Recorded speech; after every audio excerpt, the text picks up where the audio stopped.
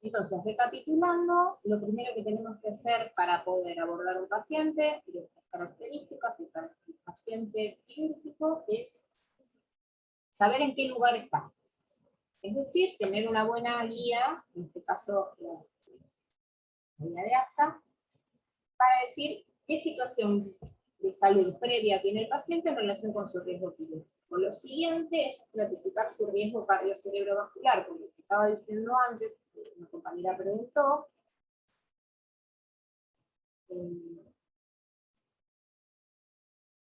para poder saber si el paciente tiene riesgo cardiocerebrovascular, hay varias cosas, situaciones previas a tomar en cuenta. En relación con esto de que el paciente, si tuvo una ACV previo, ¿por qué está dentro de un riesgo cardiovascular? Porque todos los eventos trombóticos pueden repetirse. Y esta frecuencia de aparición de un segundo evento trombótico puede darse a nivel de un trombo en la vasculatura cerebral, como puede darse a nivel de coronarias o cualquier otra estructura del sistema cardiovascular. Esto tiene que quedar registrado en la regulación.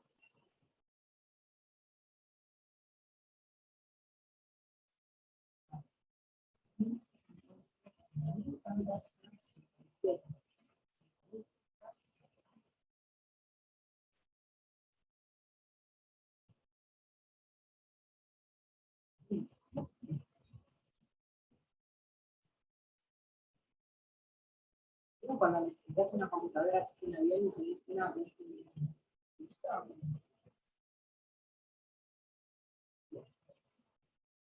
que ya habíamos hecho el examen físico, la anamnesis, habíamos identificado el paciente en función de ASA que le corresponde, habíamos hablado del riesgo cardiovascular. Lo siguiente que nos aparece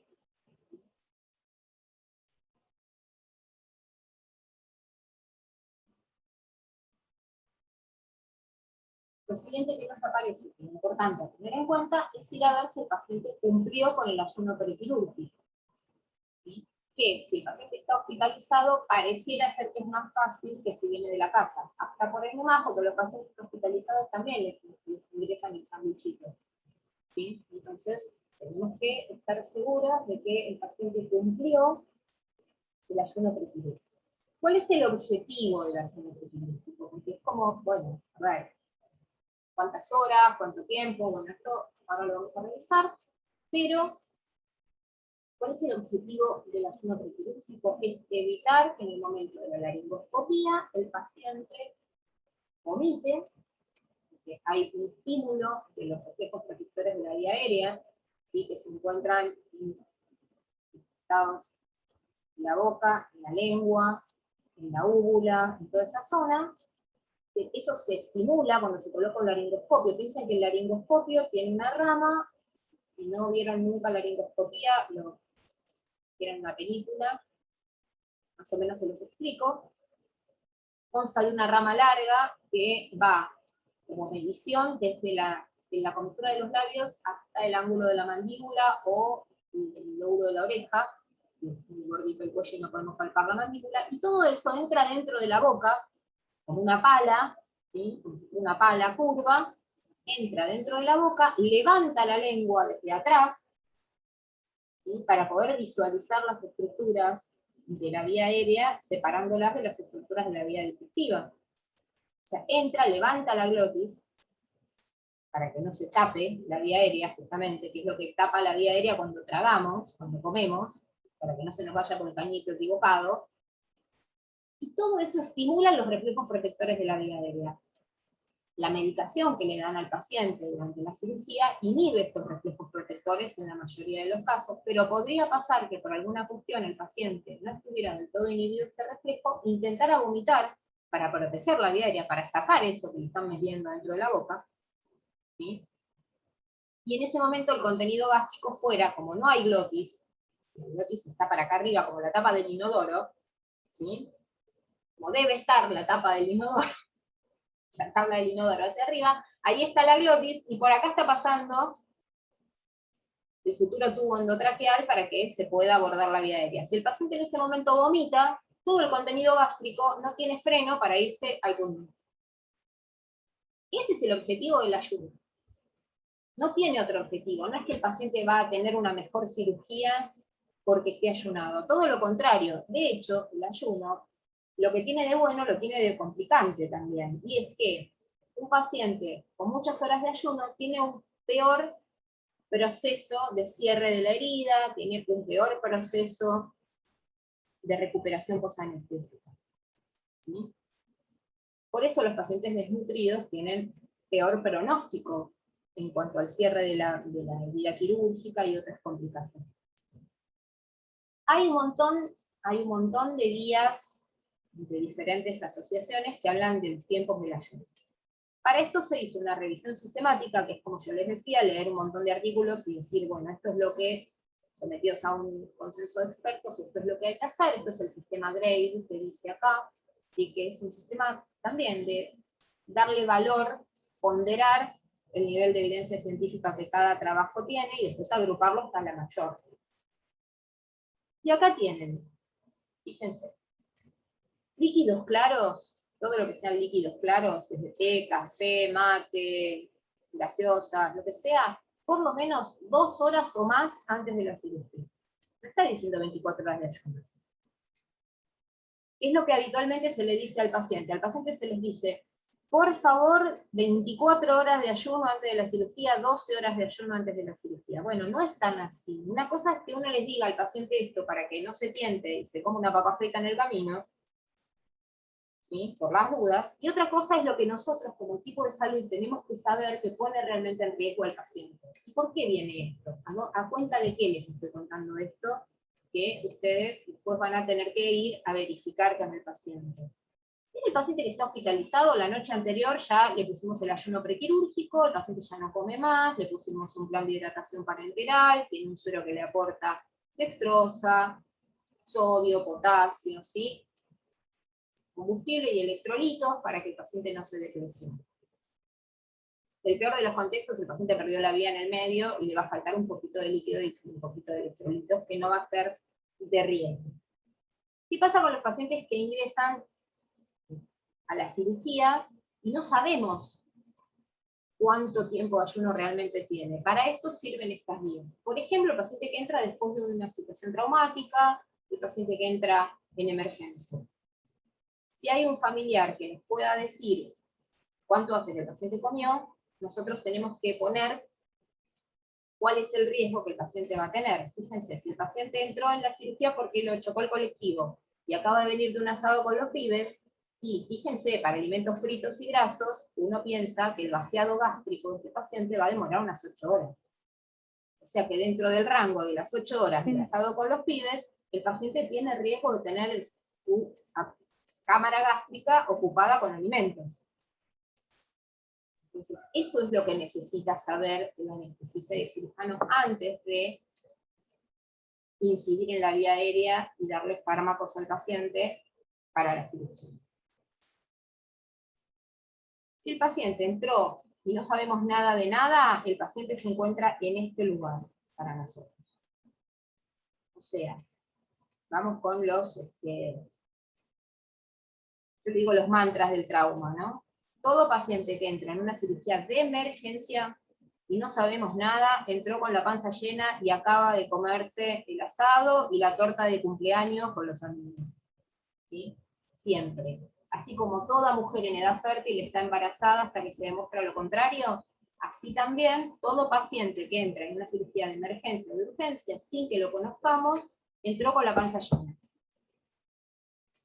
Eso es una consulta. Sí. Y lo más probable es que ahí el anestesista le ponga medicamentos antieméticos, o se le ponen a todos los pacientes. No, la idea es no ponerle a todos los pacientes. Claro. Sí, los fármacos antieméticos van a tener más que ver en realidad con la salida de la anestesia. Los antieméticos y los prokinéticos, que son otra familia de fármacos, no me quería meter mucho en esto, pero vale la aclaración. Los prokinéticos son los que producen mayor movimiento, ¿sí? Kines es movimiento. Entonces son prokinéticos, viene del griego kines, la palabra. ¿Qué mayor movimiento produce? Mayor movimiento peristáltico. Yo prokinéticos le puedo dar a un paciente si sé que la cirugía se va a diferir unas horas. Ahora, yo también sé que en el momento que yo al paciente lo tenga durante la cirugía, no va a haber movimiento peristáltico. En el momento de la cirugía el paciente va a estar relajado y también va a estar relajado su peristaltismo, o disminuido casi a la nada. Por ende, por más que yo les dé prokinéticos y antieméticos, en esa fase no va a andar. No es que yo le doy un antiemético y por eso va a dejar de tener reflejos que defienden la vía aérea. ¿Se entiende?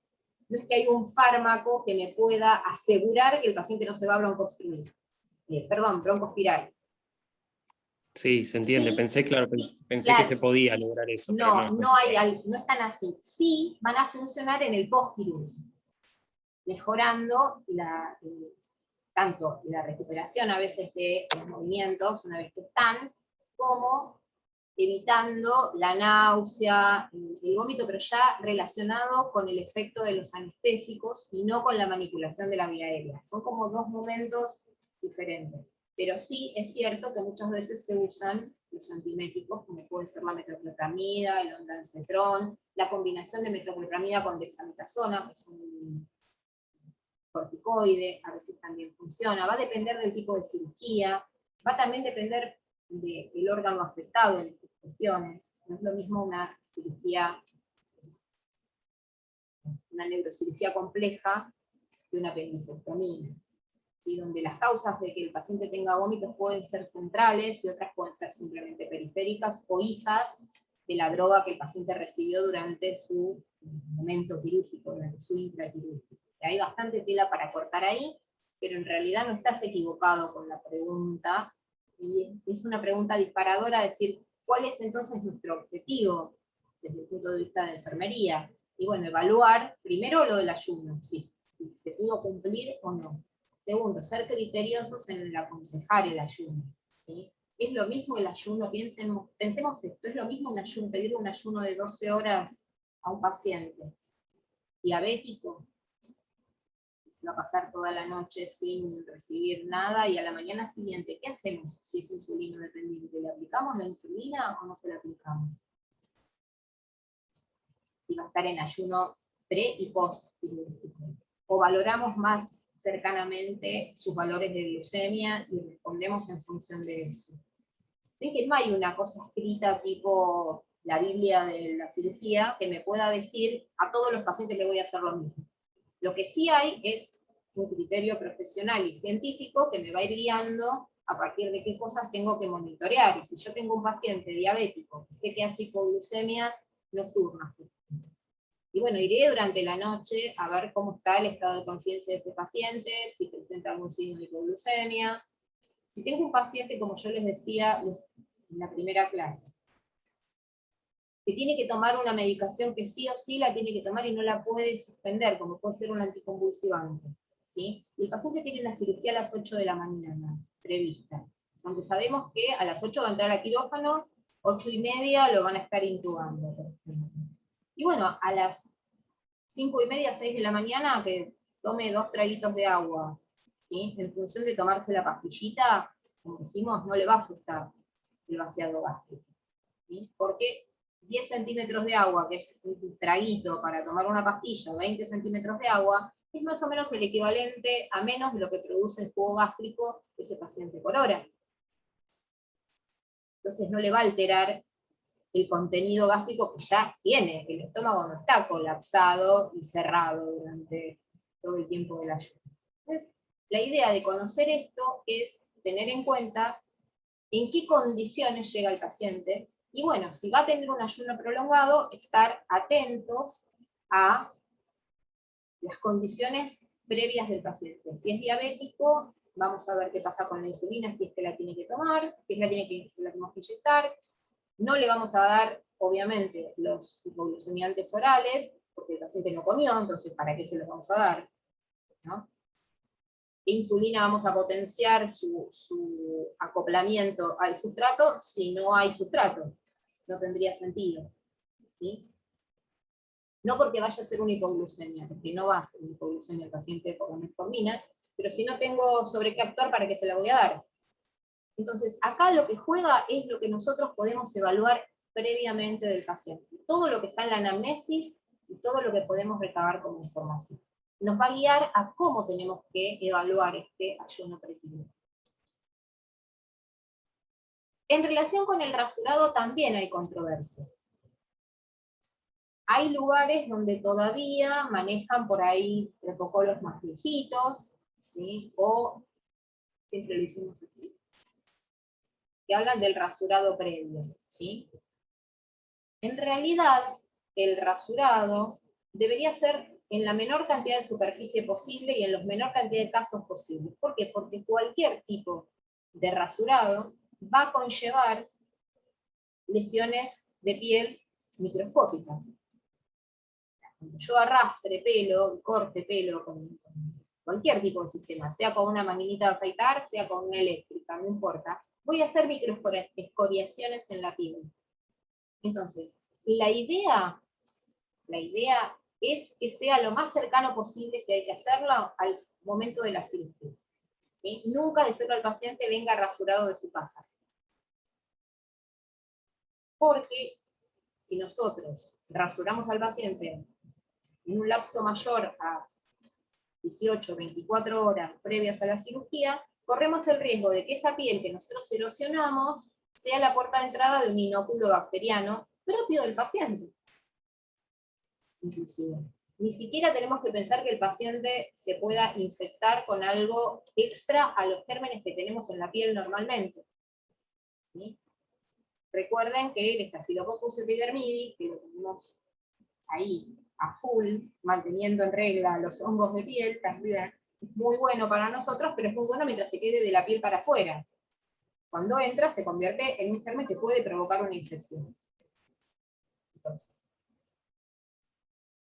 para esto también hay que aprender y formarse en cómo rasurar al paciente, no lastimarlo, y en qué situaciones hay que hacerlo y en qué situaciones no es necesario.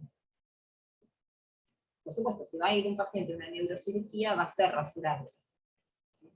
Muchas veces, inclusive, dentro del mismo quirófano. Esto depende de cómo el equipo quirúrgico elige comenzar la cirugía.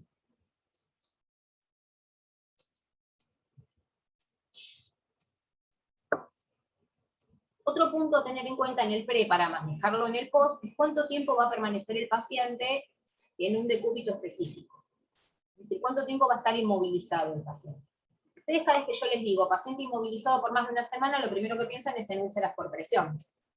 ¿Sí? En las famosas escaras. Porque está bien, porque es lo que están acostumbrados a ver, desgraciadamente, en los hospitales. Pero a mí me preocupa también, y mucho más, la trombosis venosa profunda. Es decir, ¿cómo voy a pensar que mi paciente puede desarrollar una trombosis venosa profunda por la inmovilidad? Porque tengo primero una evaluación de riesgo. Y es esta tablita que yo les traigo acá, ¿sí? Que dice, bueno, ¿cuáles son las situaciones que el paciente trae de su vida y cuáles son sus factores de riesgo para necesitar cierto grado de cuidado en el postquirúrgico en función de la inmovilidad prolongada? ¿Para qué? Para que no desarrolle una trombosis venosa profunda. ¿Y por qué no queremos que desarrolle una trombosis venosa profunda? Porque es la primera causa de tromboembolismo pulmonar. Y el tromboembolismo pulmonar es el cese de la circulación de parte o todo un pulmón que impide el intercambio gaseoso. O sea, es una emergencia. Porque pone en riesgo la oxigenación del paciente. El tromboembolismo pulmonar puede llevar a un paciente a una situación de isquemia severa. ¿Sí? Es una emergencia. Entonces, acá tenemos todos los ítems que el paciente puede tener para tener un aumento del riesgo de hacer una trombosis venosa profunda. ¿Sí? Desde la edad, la obesidad, bueno, se dio más en sexo masculino que en sexo femenino, el síndrome de respuesta inflamatoria sistémica, el síndrome de respuesta inflamatoria sistémica que ustedes más están viendo ahora es el del paciente con COVID-19, la sepsis, el shock séptico, una historia previa de tromboembolismo venoso de cualquier clase. No, la verdad es que yo tuve una trombosis cuando tenía 20 años porque trabajaba sentada. Bueno, a ver, personal de enfermería, ¿tiene riesgo de trombosis venosa? Por supuesto, pasamos muchas horas sentados o parados, ¿sí? En las guardias. Bien. Generalmente nos vamos de una guardia prolongada, 12, 14 horas, con edema de miembros inferiores. Aún asociado a nada, no importa si somos flaquitos, gorditos, tomamos mucho café o no tomamos mucho café, fumamos o no fumamos, ¿sí? El hecho del decúbito supino, de estar parada, bipedestada durante tantas horas, sin movilidad, es lo mismo que estar acostada o estar sentada. Cuando yo paso 14 horas de guardia, generalmente llego a casa con edema de miembros inferiores. Cuando estoy muchas horas sentada en la computadora trabajando, porque son 12 horas de estar sentada con mínimas pausas, tengo edema de miembros inferiores y no tengo otros factores de riesgo. ¿Se entiende? Entonces, hay que indagar con el paciente para poder saber si tuvo una historia personal de tromboembolismo venoso asociado a una posición determinada, por ejemplo, por sus condiciones laborales. La historia familiar de tromboembolismo venoso, porque se asocia, no quiere decir que sea hereditario, se asocia a otras situaciones que sí son hereditarias que pueden conllevar a que el paciente desarrolle un trombo. Y se sabe que la patología oncológica es protrombótica también, al igual que la sepsis es protrombótica y el shock séptico es protrombótico. Entonces vamos a ir a averiguar si el paciente está con una enfermedad oncológica en curso, tratándose, porque también tiene aumentado el riesgo de trombosis venosa profunda. Y luego acá tienen cómo estratificar de riesgo mínimo a riesgo alto, ¿sí? Cuando ustedes en un trabajo, sea en el parcial o en un trabajo de investigación o lo que sea, siempre que pongan estas tablitas así para informarnos a los docentes que estuvieron investigando, pongan de dónde se sacó, acá tienen la cita, de dónde viene, y un mínimo de interpretación, ¿sí? Por ejemplo, y a partir de la tabla de trombosis venosa profunda se deduce que los pacientes con puntuaje mayor a 6 puntos están en alto grado de riesgo de trombosis venosa profunda y consecuente tromboembolismo pulmonar, por lo que deberán ser seguidos de cerca o eventualmente utilizar profilaxis antitrombólica. Lo mismo que yo les estoy diciendo ahora en la clase, ustedes después lo ponen como una... esto es un datito al margen, pero que está bueno que lo tengan. Es de buena práctica no pegar una tabla o un gráfico sin ninguna aproximación a la interpretación de esto. Y esto les va a servir para su trabajo final también, acostumbrarse a hacerlo así, porque en el trabajo final, cada gráfico, cada tabla que ustedes elaboren y presenten, tiene que tener su interpretación abajo. Entonces, aprovechen y empiecen a practicarlo a partir de las que van viendo ahora que están estudiando. Para que se les haga un hábito. Y este mismo hábito que se les hace al hacerlo esto por escrito, es lo que estoy haciendo yo cuando se los estoy mostrando, les estoy explicando para qué sirve. Ustedes tienen que hacer lo mismo. Es decir, la elegimos para esto, o sea, sirve para esto. Lo seleccionamos en nuestro trabajo porque es útil a tal cosa o aporta tal información. A veces hago estas digresiones necesarias para que vean cómo una clase se estructura tal vez de la misma manera que se estructura un trabajo científico, a partir de la interpretación del dato y la transmisión del dato. Y todas estas pequeñas recetas de cocina les van a servir para elaborar sus propios trabajos. Que si estuviéramos en clase, estaríamos por ahí en clase en el aula, por ahí estaríamos haciendo este paratecito y hablando también de estas cosas. Porque hacen a la formación profesional. Una vez que tuvimos todo este pantallazo del paciente, vieron que hicimos toda la valoración, hicimos todos estos puntos, le valoramos hasta el riesgo quirúrgico, le valoramos el riesgo de trombosis. Bueno, ahora vamos a los bifes. ¿Y qué es ir a los bifes acá? Es ir a buscar lo puntual. Tenemos todo un montón de papeles arriba del escritorio, bueno, los vamos a ordenar. Los vamos a sistematizar, vamos a hablar el mismo idioma, antes y después de la cirugía. Y para mí, el mejor ordenador es abordar al paciente de la manera que se aborda en la RCP, de la manera que se aborda en el trauma, de la manera que se aborda en la emergentología. Y es a partir del ABCD. ¿Por qué? Porque nos dice qué va primero. Entonces vamos a poner primero lo más importante. ¿Y qué es lo más importante? La vía aérea, porque si no hay entrada y salida de aire, no va a haber intercambio gaseoso, no voy a tener paciente. En un par de minutos me quedé sin paciente. Si no tiene permeable la vía aérea, el paciente se muere. O sea, en un rato ya no tengo más problemas. Todos estos problemas ya no los voy a tener porque me quedé acá. Si no soluciono cualquier problema de la vía aérea, real o potencial, me quedo sin paciente.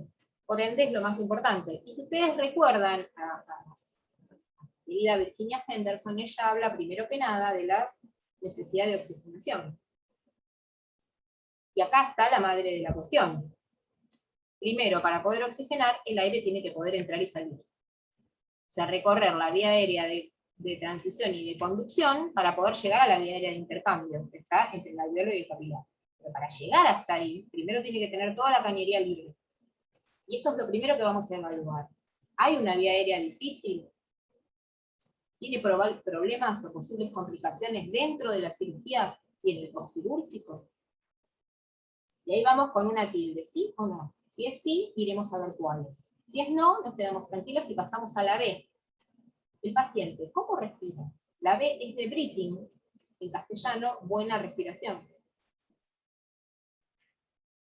¿Cómo respira? ¿Qué patrón respiratorio tiene antes de la cirugía? Porque puede tener un patrón respiratorio habitual o mal llamado normal, o puede tener particularidades en su patrón respiratorio, puede tener desde afectaciones neurológicas del paciente hasta propiamente torácicas, que hagan que el paciente respire distinto. Esto tiene que estar registrado, porque después de la cirugía queremos que vuelva a su patrón anterior, salvo que la cirugía sea de tórax y sea para modificar alguna de estas cuestiones. Entonces, ahí vamos a ir a buscar condiciones o situaciones clínicas que nos cambien, ¿sí? Que nos modifiquen o nos limiten la expansión del tórax. Sean típicamente respiratorias, por ejemplo, el paciente tiene una escoliosis severa y se va a operar de la columna porque la escoliosis severa de este paciente restringe la entrada y salida de aire y la respiración. ¿Sí? Hay pacientes cuyas cirugías de escoliosis son paliativas por sus aspectos respiratorios y no por la columna en sí misma, como por ejemplo pacientes neurológicos severos, que se los opera de la columna porque a pesar de que no van a caminar, no van a tener control motor sobre sus miembros superiores, por ahí, no van a poder respirar bien si no se los opera. Ese es un punto, como yo siempre les marco los escenarios más graves y los más sencillos.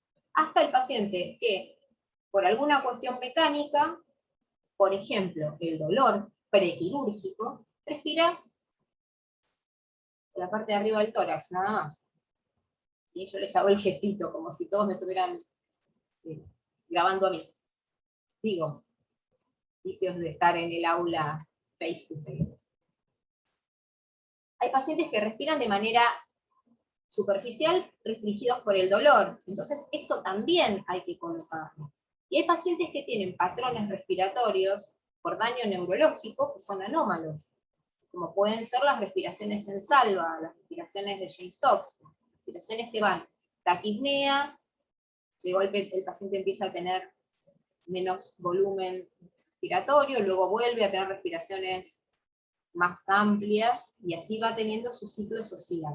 Todo esto puede tener muchas formas de ser descrito. No hace falta que ustedes, de memoria, cuando van a mirar un paciente, recuerden todos los nombres de las respiraciones, pero sí registren la alteración que están viendo y escuchando. Ausculten al paciente. En esta etapa estamos auscultando al paciente. La C de circulación. En trauma se llama circulación y control de hemorragias. En el postquirúrgico lo vamos a llamar circulación y control de hemorragias. ¿Por qué? Porque es una de las graves complicaciones del post. En el pre, vamos a ir a mirar cómo es la perfusión del paciente. Cada vez que yo diga circulación, en sus cabezas se abre un casillerito de Windows que dice perfusión. Porque ¿para qué circula la sangre en toda la vasculatura hemodinamia? Para perfundir la célula, para perfundir el órgano y que a partir de la perfusión del órgano le lleguen los nutrientes a la célula. Entonces, cada vez que hablemos de circulación, ya no vamos a hablar de el sistema cardiovascular como el corazón y sus vasos desde el punto de vista de la anatomía. Vamos a hablar de cuánto de esto efectivamente le llega a la célula. Ustedes después cursan críticos, van a ver que tener una tensión arterial normal no implica tener una perfusión celular normal. Entonces, ¿qué vamos a ir a mirar? Por supuesto que le vamos a tomar la tensión arterial al paciente porque necesitamos ese valor.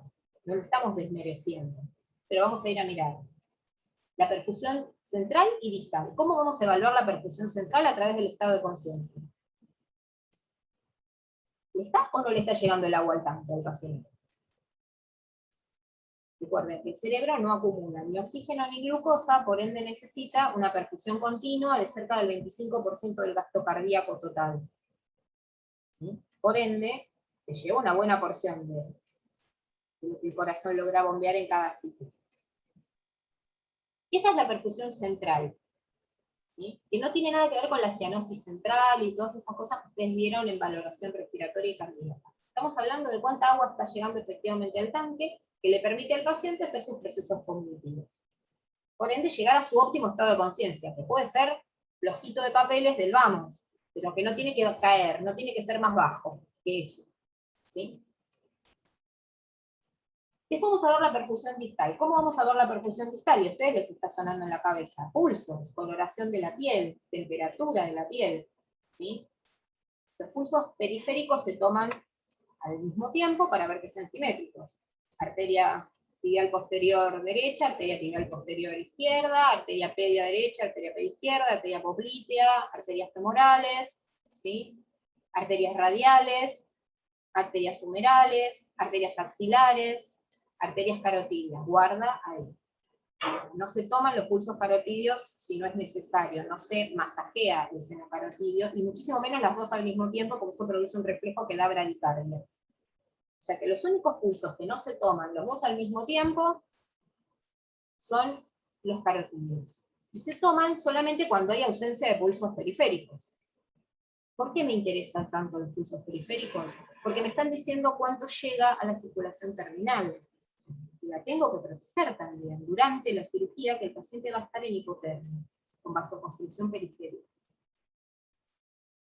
Vieron que cuando estamos con los dedos fríos no se puede tomar el relleno capilar, porque están vasocontraídos. Esto ya lo vieron en adultos 1. Y tengo que calentarle la mano al paciente, colocarla sobre la altura del tórax, porque si no estoy tomando el retorno venoso, si lo tengo hacia abajo. O sea que los rellenos capilares en miembros inferiores y superiores tienen que ser, si son miembros inferiores, en paciente en decúbito supino. Porque con las pies para abajo lo que voy a tomar es retorno venoso. No voy a tomar perfusión arterial. ¿Sí? Rápidamente se va a poner rosadito, pero porque hay éstasis, se llama así, éstasis venoso, se quedó la sangre quieta ahí.